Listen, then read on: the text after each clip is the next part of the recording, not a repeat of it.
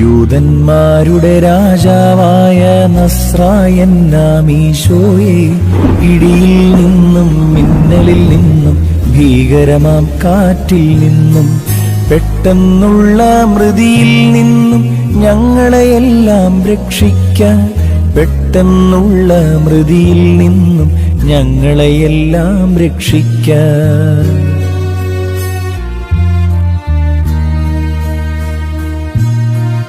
യൂദന്മാരുടെ രാജാവായ നസ്രായനാമീശോയെ, ക്ഷാമം ദുരിതം ഇവയിൽ നിന്നും പകരും വ്യാധികളിൽ നിന്നും അപകടമരണം തന്നിൽ നിന്നും ഞങ്ങളെയെല്ലാം രക്ഷിക്കാൻ, അപകടമരണം തന്നിൽ നിന്നും ഞങ്ങളെയെല്ലാം രക്ഷിക്കാൻ.